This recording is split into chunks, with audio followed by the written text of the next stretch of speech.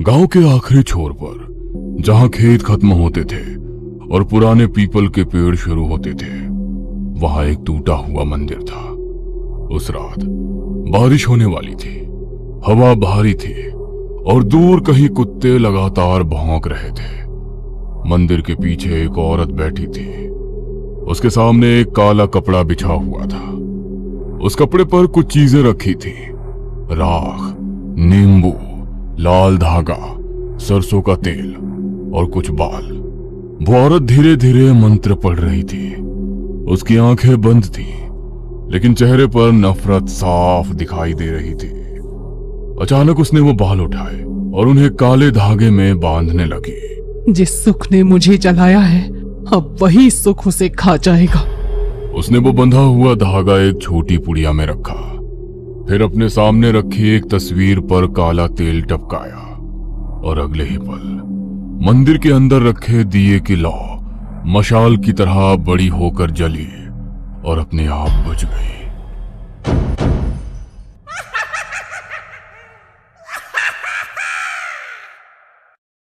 नींबू और धागे की क्रिया और तस्वीर पर किए जाने वाला तंत्र।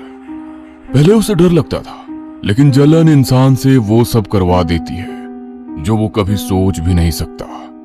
कुछ महीनों बाद एक दिन कविता अचानक बदली हुई दिखाई दी। उसने विजय से कहा, भैया भाभी को गांव बुलवा लो, माँ बाबा गए तब से वो यहाँ आए ही नहीं। विजय खुश हो गया। उसे लगा आखिरकार कविता का मन बदल गया, लेकिन उसे क्या पता था उसकी पत्नी के मन में क्या चल रहा है। अजय और मीरा गांव आए, पूरा घर खुश था। कविता भी नकली मुस्कान के साथ उनकी सेवा कर रही थी, लेकिन रात होते ही वो बदल जाती। एक रात जब सब सो गए, वो धीरे से अजय के कमरे में गई। उसने सोते हुए अजय के सिर से कुछ बाल काटे, फिर उसके बटुए में एक छोटी पुड़िया रख दी। अगले दिन उसने अजय के खाने में राख मिलाई और मुस्कुराते हुए खाना परोसा। भैया, आपके लिए खास खीर बनाई है। अजय मुस्कुराकर खाने लगा और कविता चुपचाप उसे देखती रही। उसकी आंखों में अब इंसानी भाव नहीं बचे थे। इस बात की घर में किसी को कोई खबर नहीं थी। कुछ दिन गांव में बिताने के बाद अजय वापस शहर लौट गया। शुरुआत के 2-3 दिन सब सामान्य रहा, फिर धीरे धीरे सब बदलने लगा। पहले छोटे छोटे झगड़े शुरू हुए, कभी मीरा से बहस तो कभी माता पिता से अनबन। अजय खुद समझ नहीं पा रहा था कि उसे इतनी जल्दी गुस्सा क्यों आने लगा है। एक रात मीरा ने उससे कहा, आप बहुत तनाव में रहने लगे हो, थोड़ा आराम कर लो। अचानक अजय भड़क गया। तुम्हें लगता है मैं मेहनत नहीं कर रहा? सबको बस मेरी गलती दिखती है। मीरा चुप रह गई। धर्मपाल और सरोज ने पहली बार अजय को इस तरह टूटते देखा था, लेकिन असली डर अभी शुरू हुआ था। कुछ ही हफ्तों में अजय का व्यापार डगमगाने लगा। जो कस्टमर सालों से उसके साथ थे, अचानक काम रद्द करने लगे। किसी का पेमेंट अटक गया, किसी का माल वापस आ गया। एक बड़ा कॉन्ट्रैक्ट जो लगभग पक्का हो चुका था, आखिरी समय पर टूट गया। बिजनेस पार्टनर भी अब उस पर शक करने लगे। अब अजय, तुम्हारे फैसले अब पहले जैसे नहीं रहे। तुम हर काम बिगाड़ रहे हो। अजय पूरी रात फाइलों के सामने बैठा रहता, लेकिन उसका दिमाग जैसे काम करना बंद कर चुका था। कई बार उसे लगता जैसे कोई उसके कान में फुसफुसा रहा हो। रात में अचानक उसकी नींद खुल जाती और उसे लगता कमरे में कोई खड़ा है। उसकी अलमारी के पास कोई काली परछाई खड़ी थी।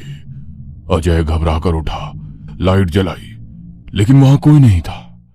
धीरे धीरे घर की हालत खराब होने लगी। लोन की किश्तें रुकने लगी, नौकर चले गए, बैंक से फोन आने लगे। एक दिन मीरा ने डरते हुए पूछा, अगर अगले महीने भी पेमेंट नहीं हुआ तो क्या हमें घर छोड़ना पड़ेगा?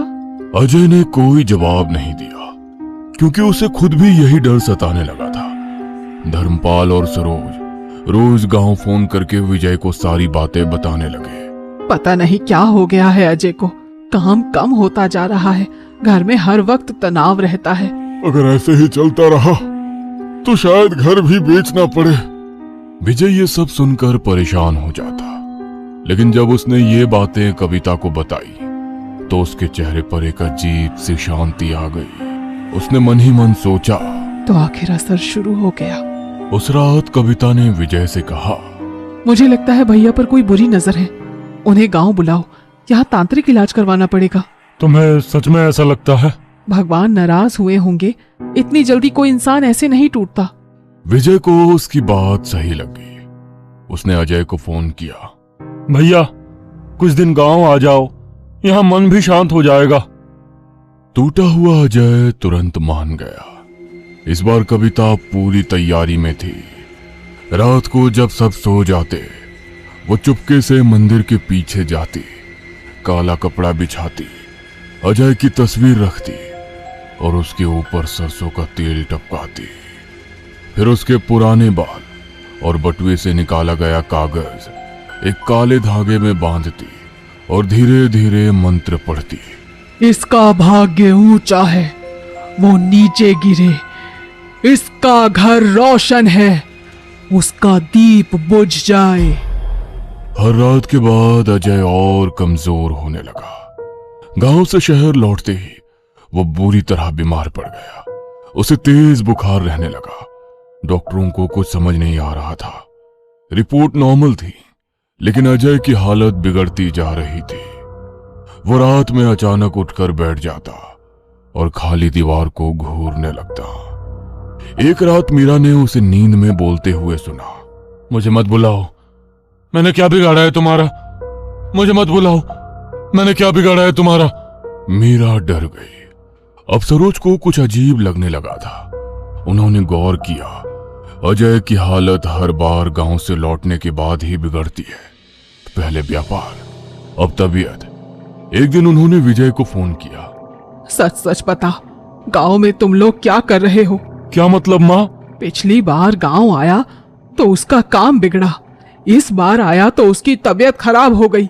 विजय खुद डर गया। उसे समझ नहीं आ रहा था आखिर क्या हो रहा है। उसने सारी बातें आकर कविता को बताई। कविता का चेहरा एक पल के लिए उतर गया। पहली बार उसे डर महसूस हुआ, क्योंकि अब शक शुरू हो चुका था। सरोज की बातें सुनकर कविता अंदर से हिल गई थी। उसे समझ आ गया था कि अब बात सिर्फ बीमारी और नुकसान तक नहीं रही, अब शक उस तक पहुंचने लगा है। उसने उसी वक्त सरोज को फोन लगाया। फोन उठते ही उसकी आवाज गुस्से से कांप रही थी। अगर आपको गांव नहीं आना तो मत आइए, लेकिन मेरे और मेरे पति पर ऐसे इल्जाम मत लगाइए। मैंने किसी का नाम नहीं लिया कविता, पर इशारा तो हमारी तरफ ही था ना। हम क्या अपने ही परिवार को बर्बाद करेंगे? सरोज कुछ पल चुप रही। उसके दिमाग में पुरानी बातें घूमने लगी। कविता की माँ हंसिका, गांव में लोग उसके बारे में क्या क्या बातें करते थे। कहते थे उसे तंत्र मंत्र आता था। उसने अपने ससुराल के लोगों को धीरे धीरे अपने वश में कर लिया था। फिर एक एक करके उनकी जमीन, दुकान और संपत्ति सब उसके नाम हो गई। लेकिन हंसिका की सबसे खतरनाक बात यह थी कि बाहर के लोगों के सामने वो बहुत अच्छी और सीधी औरत बनकर रहती थी। सरोज भी उसकी मीठी बातों में आ गई थी और बिना ज्यादा सोचे उसकी बेटी कविता की शादी विजय से करवा दी थी। अब उसे अपनी वही गलती याद आ रही थी। उस रात सरोज ने फैसला कर लिया, वो अजय को फिर गांव लेकर जाएगी, लेकिन इस बार सीधे मंदिर। उसने धर्मपाल को सारी बात बताई। मुझे कुछ ठीक नहीं लग रहा, तुम घर पर रहो, मीरा और आर्यन का ध्यान रखना। मैं अजय को लेकर गांव जा रही हूँ। धर्मपाल भी अब डर चुका था। उसने बिना सवाल किए सरोज की बात मान ली। सबसे बड़ी बात, सरोज ने विजय और कविता को कुछ नहीं बताया। अगले ही दिन वो अजय को लेकर गांव निकल गई। गांव से थोड़ी दूर पुराने जंगल के बीच एक प्राचीन मंदिर था। वहां रहते थे स्वामी महाराज।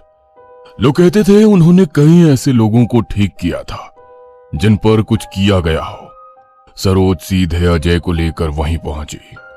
मंदिर के अंदर घंटियों की धीमी आवाज गूंज रही थी। अगरबत्ती की खुशबू हवा में फैली थी। स्वामी महाराज आंखें बंद किए बैठे थे। सरोज ने बैठते ही पूरी कहानी सुना दी। अजय चुपचाप बैठा रहा। महाराज, अगर मेरे बेटे पर किसी ने कुछ किया है तो उसे देखिए और उसे बचा लीजिए। स्वामी जी कुछ देर शांत बैठे रहे, फिर धीरे से बोले, कल सुबह इसे लेकर तुम्हारे गांव के मंदिर आना।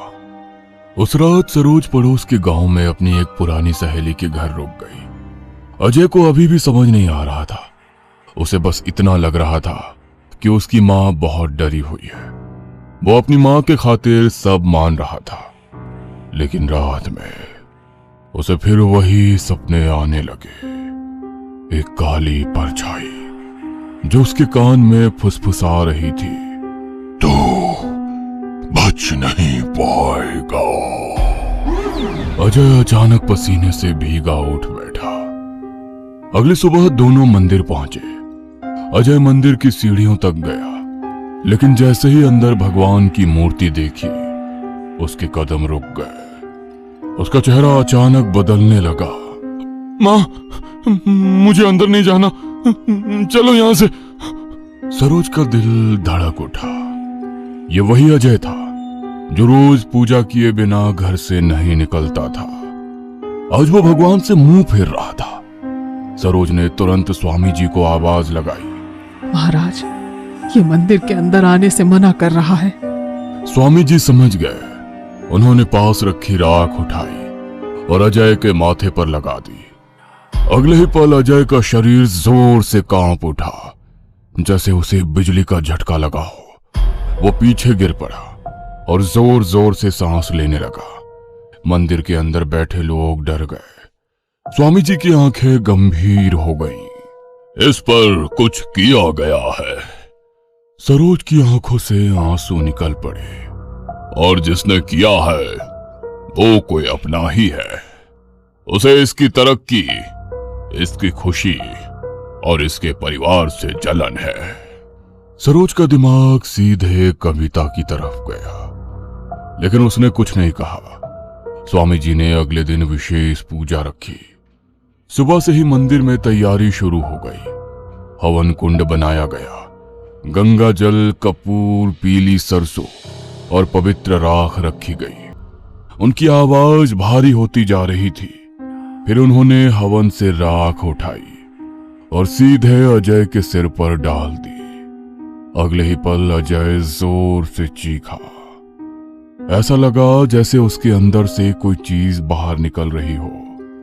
उसका शरीर एकदम अकड़ गया, आंखें पलट गई और अगले ही पल वह जमीन पर गिर पड़ा। पूरा मंदिर कुछ सेकंड के लिए शांत हो गया। फिर अजय धीरे धीरे सामान्य सांस लेने लगा। उसकी आंखों से पानी बहने लगा था और आंखें सामान्य होने लगी थी। वो कमजोर आवाज में बोला, मां। सरोज रोते हुए उसके पास बैठ गई। स्वामी महाराज ने गहरी सांस ली। बंधन टूट चुका है, अब ये सुरक्षित है। लेकिन उन्होंने जाते जाते एक और बात कही, जिसने ये किया है उसका अंत अच्छा नहीं होगा। अगले दिन सरोज अजय को लेकर गांव के घर पहुंची। घर में कदम रखते ही उसने सीधे कविता को आवाज दी। कविता बाहर आई, लेकिन सरोज की आंखें देखकर ही उसके चेहरे का रंग उड़ गया। क्यों किया था तूने ये सब? क्या बिगाड़ा था अजय ने तेरा? कविता तुरंत मुकर गई। मैंने कुछ नहीं किया, आप लोग मुझे फंसा रहे हो। लेकिन इस बार विजय भी वहां खड़ा था। उसके चेहरे पर गुस्सा साफ दिख रहा था। वो धीरे धीरे कविता के पास आया। गुड़िया की कसम खाकर बोल, सच क्या है? यह सुनते ही कविता के आंखों में डर उतर आया। कुछ पल तक वो चुप रही, फिर उसकी आंखों से आंसू निकलने लगे और आखिरकार वो टूट गई। हाँ, मैंने किया। मुझे जलन होती थी। सब अजय भैया की तारीफ करते थे, माँ बाबा, पूरा गांव भी। मैं नहीं सह पाई। आप सब लोग जैसे विजय को भूल ही गए। क्या सिर्फ अजय ही आपका बेटा है और विजय जैसे कोई नहीं? फिर उसने सब बता दिया, कैसे उसने तंत्र सीखा, कैसे उसने बाल लिए, कैसे खाने में राख मिलाई और कैसे रात भर क्रियाएं की और कैसे वो अजय को बर्बाद होते देख खुश होती रही। घर में सन्नाटा फैल गया। विजय की आंखों में आंसू आ गए। उसे यकीन नहीं हो रहा था कि जिस औरत के साथ उसने पूरी जिंदगी बिताई वो इतनी गिर सकती है। अचानक विजय पागलों की तरह रसोई की तरफ भागा। उसने दराज से चाकू निकाला और सीधे कविता की तरफ बढ़ा। तूने मेरी भाई की जिंदगी बर्बाद कर दी, मैं तुझे जिंदा नहीं छोड़ूंगा। कविता डर कर पीछे हटने लगी। तभी अजय ने दौड़कर विजय को पकड़ लिया। नहीं विजय, बस कर और पाप मत कर। विजय फूट फूट कर रोने लगा। उस दिन उसका परिवार पूरी तरह टूट चुका था।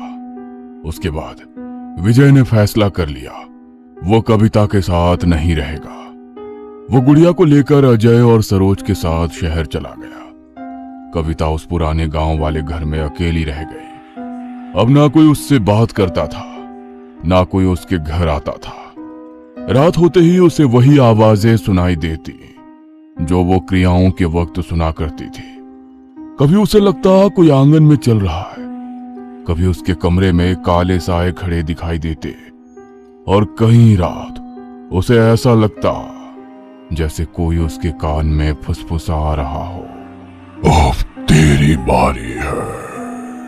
कुछ ही दिनों में गांव वालों ने उसके घर से बदबू आने की शिकायत की। जब दरवाजा तोड़ा गया तो कविता अंदर मृत मिली। उसके सामने वही काला कपड़ा पड़ा था और उसके ऊपर जला हुआ नींबू। गांव में आज भी लोग कहते हैं जिस घर में लालच और काला जादू साथ आ जाए वहां इंसान नहीं बचते, सिर्फ बर्बादी बचती है।